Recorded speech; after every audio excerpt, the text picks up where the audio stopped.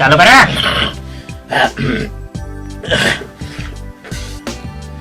બાપા સીતારામ, જય શ્રી કૃષ્ણ અને જય બાપા જલારામ. નમસ્કાર. લઈને હુરતના સમાચાર તમારી હાથે માય FM થી ખોલીને તમારા દિલના ફાટક, તમારો માય આરજે મિહિર પાઠક. હુરતમાં અત્યારે એવી ગરમી પડે છે કે પૂછો જ નહીં વાત. હુરતનો પારો એવો વધી ગયો કે આ પારોની સામે હુરટીઓ દેવદાસ થઈ ગયા. બોલો, પારો 40 ડિગ્રી સુધી પહોંચી ગયો છે.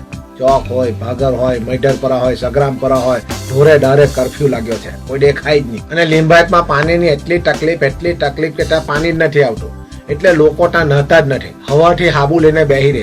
જેવા પરસેવાથી રેપઝેપ થાય એ લોકો હાબુ લઈને શરીર પર ચોપડી નાખે અને પરસેવાથી જ નહીં લે. જુઓ, આ છે 94.3 માય FM અને divyabhaskar.com નો ગરમી પરનો સ્પેશિયલ રિપોર્ટ. ભાઈ, હુરતમાં આજકાલ બહુ તાપ પડે. એક તો આકાશમાં વાદળા ફર્યા કરે અને વરસાદ આવે નહીં. પાછો તાપમાનનો પારો 35 પર રહે, એટલે હુરટીઓને બફારો લાગે અને એના લીધે પરહેવો થાય. ગરમીના લીધે આ વખતે દેશમાં બહુ મર્યા ભાઈ. પણ હુરટીઓ તરબૂચ ખાઈને, શેરડીનો રસ પીને તાજા મજા રહે. ટેક્સટાઇલ માર્કેટમાં શેઠિયાઓ એસી ચાલુ કરીને હુઈ જાય અને બપોરે બૈરી બોયરા ઘરમાં હુઈ જાય. ઘરની બહાર નીકળતા બધાને કંટાળો જે આવે. રાત પડે એટલે આપણા હુરટીઓ આઈસ ડીશ ખાય, આઈસ્ક્રીમ, કોકો, ફાલુડો જેવી બધી વસ્તુઓની મજા માણે.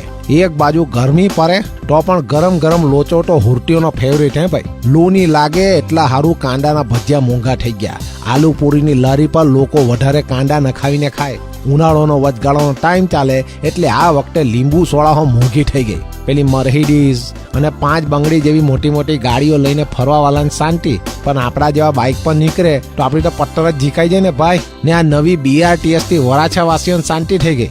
રિક્ષામાં ફરવા કરતા એસીમાં ડુમ્મસ જઈ આવે એટલે બપોરે અડધો કલાક ઊંઘ કરી લે. બધા કરતા હોશિયાર પોરીઓ મોડે દુપટ્ટો બાંધીને ફરે, એને જોઈને હાલ આપણા પોયરાઓ ડાકુ જેવું માસ્ક પહેરીને ફરતા થઈ ગયેલા જ. બોલો. અને આ વખતે તો ભાઈ આપણા દેશમાં ગરમી હો ડજારે ને મોંઘવારી હો ડજારે. પેટ્રોલના ભાવ હો વૈધા ને દૂધના ભાવ હો વૈધા. બોલો. ને હુરતના દુકાનો, પાનના ગલ્લાવાળાએ પાણીના પાઉછો મોંઘા કરી નાખ્યા. આપણા હુરટીઓના ડીલ હારા એટલે પક્ષીઓ અને જાનવરો હારું પાણીના કુંડા ભરે. એપ્રિલ મહિનામાં ગમે તેમ વરસાદ પડેલો તે કેરીઓ ધોવાઈ ગઈ. એની હાથે હુરટીઓએ ગાળો એટલે કે કેરી ગાળો કરવાનું પણ માંડી વાળેલું. એવું લાગે કે આ સૂર્યપુરમાં આકાશમાંથી નીચે સુરત દાદા વેકેશન માણવા આવી ગયેલા. જ્યાં જુઓ તા ગરમી. દિવ્ય ભાસ્કર ટીમની હાથે આરજે મિહિર પાઠક. જીઓ દિલ સે.